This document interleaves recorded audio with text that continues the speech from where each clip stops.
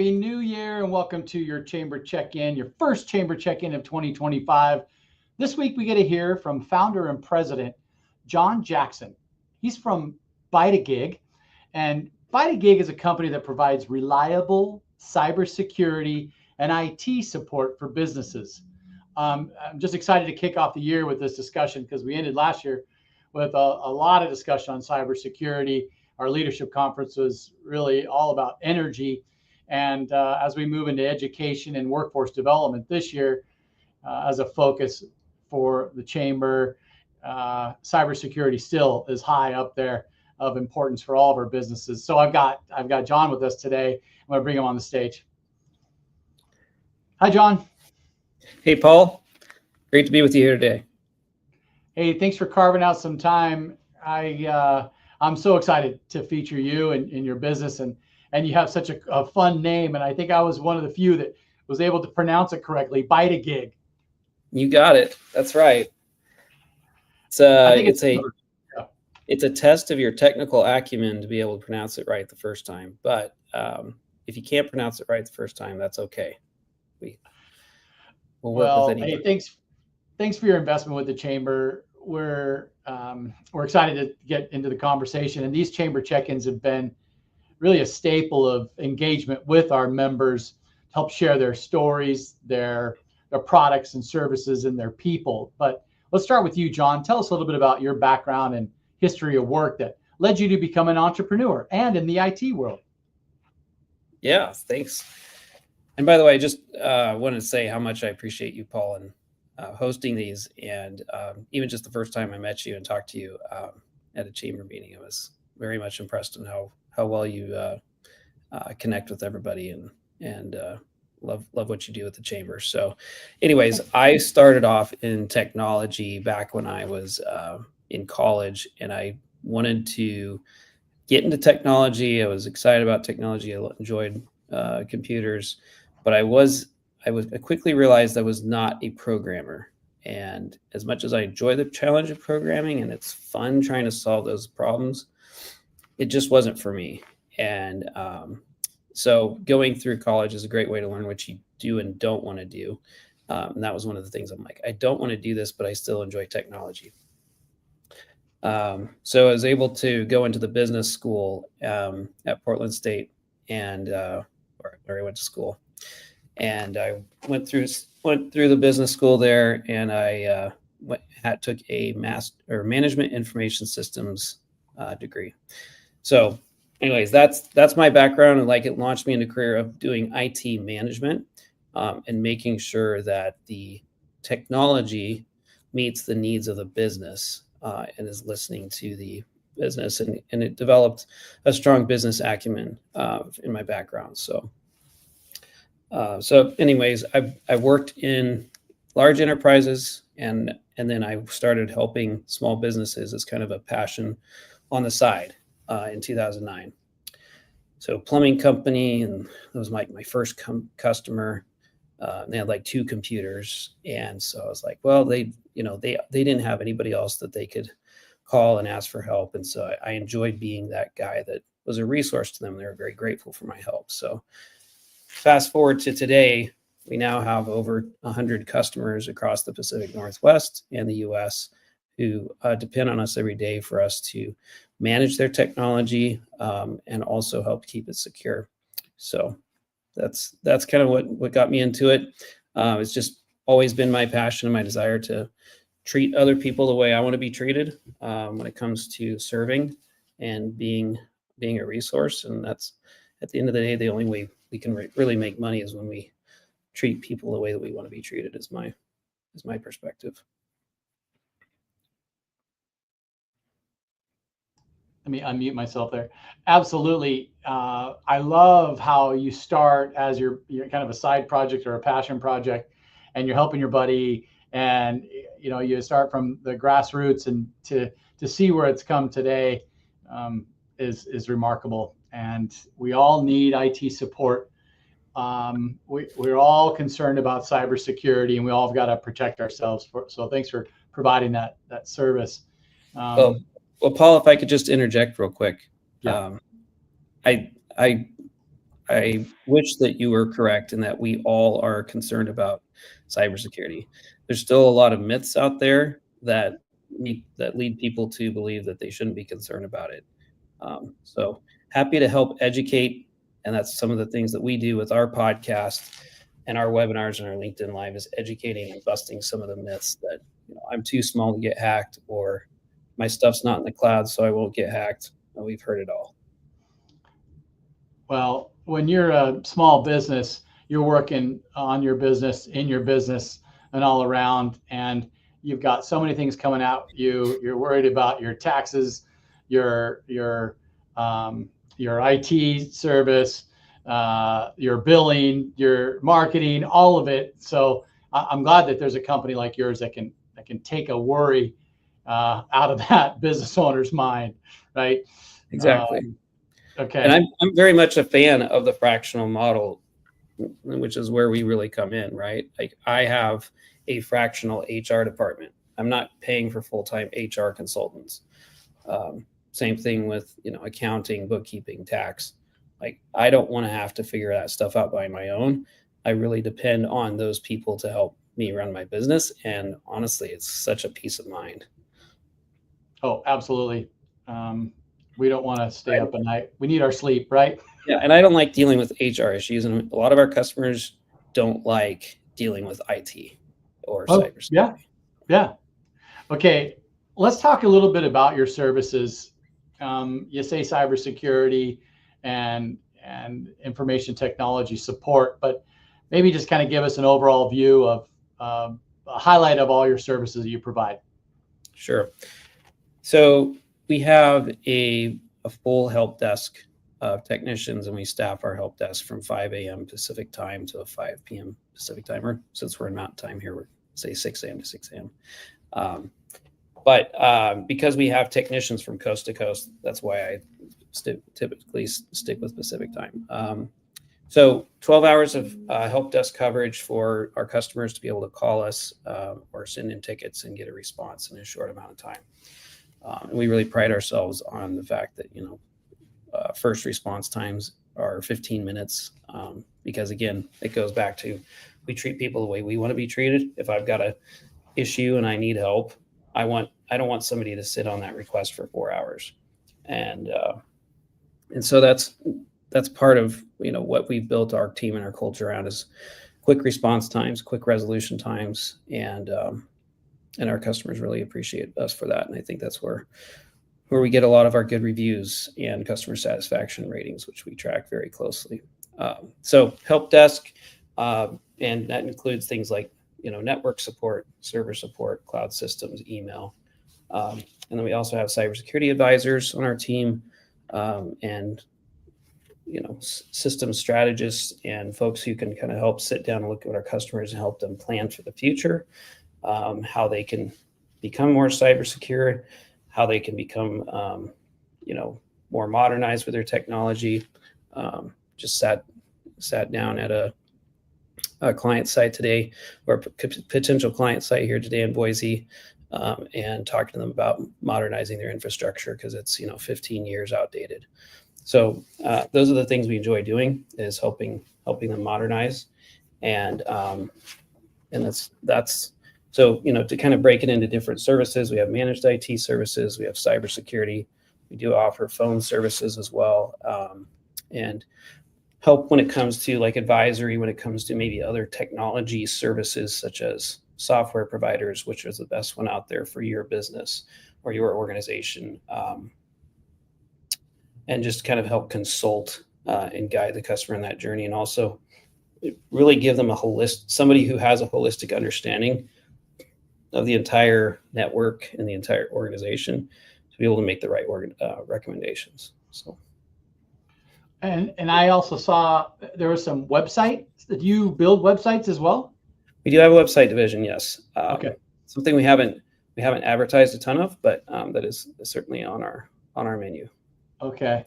Or if it's something that we're not skilled for helping with, again, that's something we can help with our network of other folks that are out there to be able to assist with. Okay, we've got a lot of companies moving to the Boise metro region. And one of the services I see here is relocation.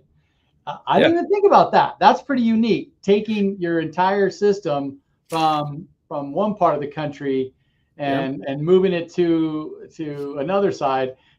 That's unique. I don't think I've seen that before. Yeah. Well, I mean, like U-Haul's figured out, how to get all the Californians out of there and into other states. So, we can too. So, um, I joke. I always joke because my dad was a California transplant, and my wife happens to be a California transplant as well. So, um, anyways, I'm a native Northwesterner. We have, but yeah, we can help businesses, plan that move, and that can oftentimes be quite involved and complicated when it comes to moving equipment, moving workstations, moving whatever it might be. And we're not talking necessarily about I'm going to go in and pick up all your stuff for you, but I might help package and prepare it so the moving company or whoever, doesn't break it in the process, and then we might help unpackage it and get it all set up. And then same thing like planning the network. If do we need to, bring in a cabling contractor to help you, so that you have plugs in all the right places. Make sure you have Wi-Fi coverage throughout your office or your building or your business. Help plan all that out for you. And obviously monthly maintenance with your customers, that's important too. Yeah, that's really what we look for, is not just one and done type projects. We really look for long-term relationships with our customers and partnerships. So again, it's a holistic view of like not just how we can help you help them with a one-time project or whatever, but also be there for the long run and help plan for the future. Is there a target market or industry that you excel at? I was looking at all the different industries, but which is a wide span. But help me understand, help our listeners understand. Yeah, we've got a really wide swath of customers that we serve currently. I mentioned we serve over 100 different businesses and organizations. We have, I would say, maybe the most concentration would be in some of the professional services, such as legal, marketing, consulting firms, nonprofit organizations, healthcare providers. But yeah, it goes way beyond that. So we are very flexible, and we can adapt to a lot of different industries. There hasn't really been any that I would say we haven't been able to meet their needs, and at least 95% of what they need. As we enter into 2025, what should business owners be thinking about? Maybe like what are three hot topics that should be on the top of every business owner's mind right now concerning IT and cyber? So I would say we should never stop thinking about business resiliency and continuity to be able to serve, not just absorb the impact of something naturally happening, like what we're seeing in California right now, or something happening when it comes to cybercrime. And so that we've been talking about this for several years, right? So 2025, I still see a huge gap out there when it comes to organizations who have not really thought and planned ahead. So that's why I still feel like that it's something we need to continue to work on as a whole in the U.S.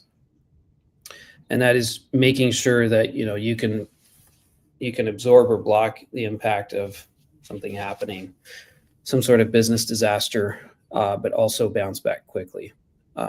For example, if a business happens to be in the path of a fire, how quickly can we help them bounce back and get back up and running?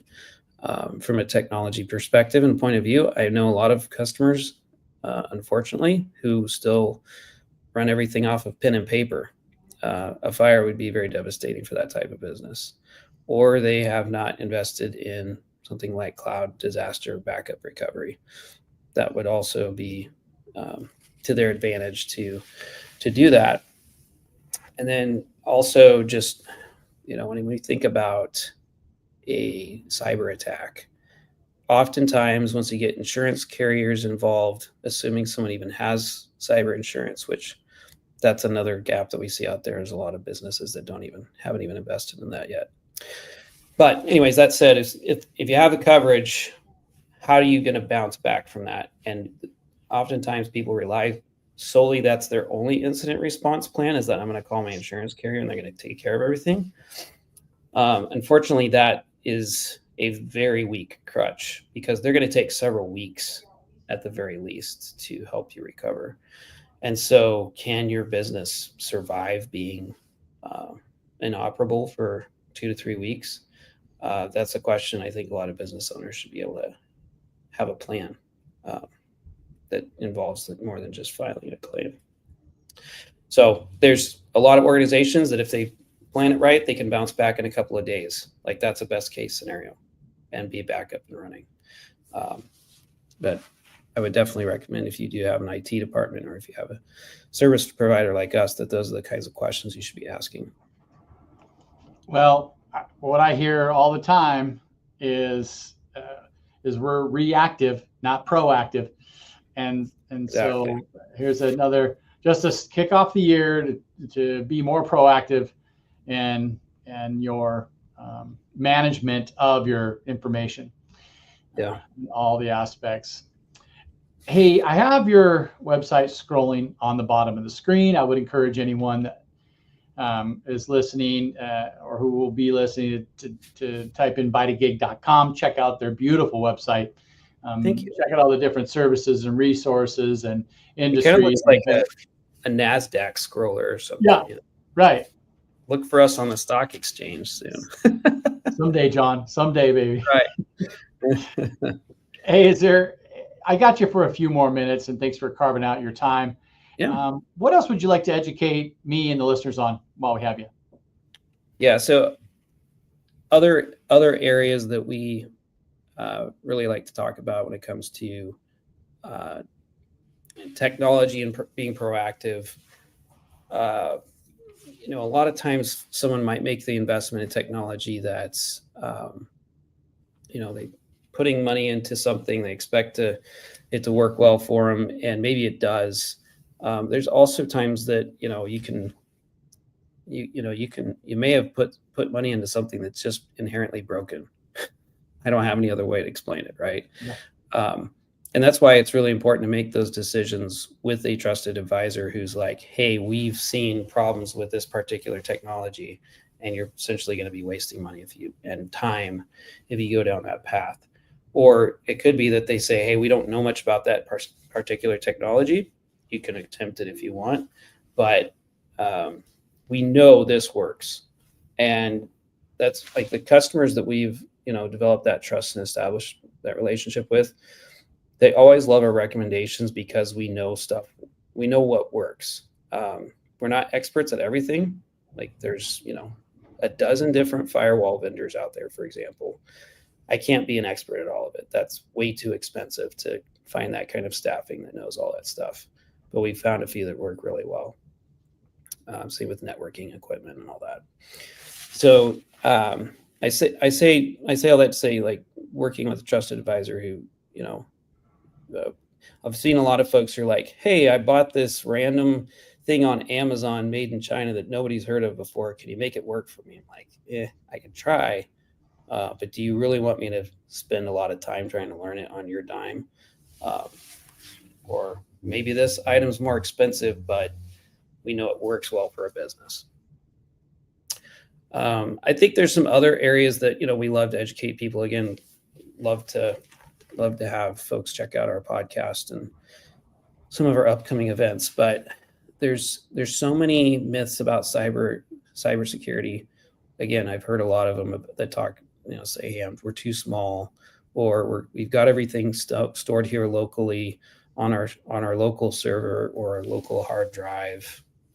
We can't get hacked. And I'm like, well, unfortunately, if you're using the internet, hackers can still get to you, regardless of whether it's in a data center or in your closet. So we just love to help better educate people about some of those myths. The other thing I think a lot of folks don't realize that business email compromise can be just as disruptive as a ransomware attack. And it seems like that's happening more and more recently. And so just even covering some of the basics, like making sure multi-factor authentication is in place and all that, are very essential nowadays, but also cannot rely on that only, because there's still ways for hackers to work around those systems. And so we've just seen a lot of dangerous things happen where it starts off as a business email compromise and it turns into essentially now someone has exfiltrated all of your data and they've deleted all of your stuff because they got in through your email system. Do I have, how much time do I have? Because I got a great story about this. Yeah, give me a couple more minutes. Okay. So we had a situation where somebody was using GoDaddy for their Microsoft accounts, and they had not enabled multi-factor authentication. And then they somebody got into their Microsoft account, and then they were able to access all of their OneDrive files, which is where this organization was storing all the precious jewels. All of their passwords were saved in some sort of a Word document inside their OneDrive, and all of their banking information, payroll information, like the whole shebang. So a couple wrong things about this, right? Please don't save passwords in a Word document or an Excel. But again, you'd be surprised, Paul, that these things probably make sense to you, but there's a lot of folks out there who don't know that there's better options out there. So anyways, the hackers then tried to get into their payroll system. Thankfully, that didn't happen, because then they were going to try to redirect paychecks to go, instead of the employees' bank accounts, to their own bank accounts. They did somehow get $10,000 out of their bank account. I'm still not quite sure how or why, because again, this was somebody who wasn't really doing business with us or taking our suggestions. We just happened to hear about it. And then they also, we helped them reset their passwords, but the hackers still had all of that data, meaning like they had already, and we were able to help them like undelete their OneDrive files, so they restored their OneDrive files. But they still had all of this information. And what they'd also done is they went in and looked at exactly how this organization sent invoices. They copied the same exact body of the email. They copied the same exact template of how the invoice PDF looked and everything. And they set up a separate lookalike domain. So for example, boisechamber.com. I don't know if that's even or .org. Like maybe they set up a boisechamberinc.com or a boisechamberinc.org. Looks very similar. And then they started sending emails from that domain, which this organization had no ownership of and had no control over. And they started sending to the same exact customers that they had been sending invoices before. Invoices that looked exactly the same, but they had different wiring and ACH information. So their customers were sending money to the hackers, and they had absolutely no control over how that was happening, except for what they had to do was go out and reach out to their customers and say, don't trust these invoices. Well, now the customers don't trust any invoices coming from that business. So now you're not going to get paid. The hackers are getting paid. So it just turns into a big mess. And that's why I can't preach being proactive enough. So that's just one story out there that happens. That's happened to many businesses, sadly. And it makes me really mad. I don't like it. So right. Not mad at the business, but mad at the hackers. Yeah. There's nothing we can do about the bad actors out there. John, thank you so much for your time today. I really enjoyed the story just now. Yeah. And getting to know you and your business. Thanks for your investment with the Chamber. And I look forward to our next conversation. Paul, it's been a pleasure. I love talking to you anytime I take any chance I get. Have a great weekend. And Happy New Year, John. You as well. Thanks, Paul.